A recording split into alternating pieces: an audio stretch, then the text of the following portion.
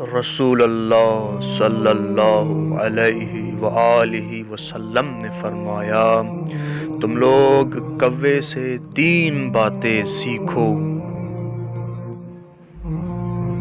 ان میں سے ایک اپنی مادہ کے ساتھ پوشیدہ طور پر جماع کرنا،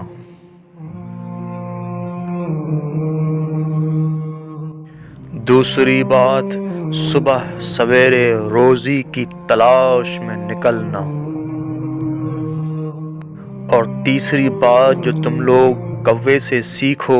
وہ یہ کہ جس طرح کوا بہت زیادہ چوکس رہتا ہے تم بھی اس طرح چوکس رہا کرو۔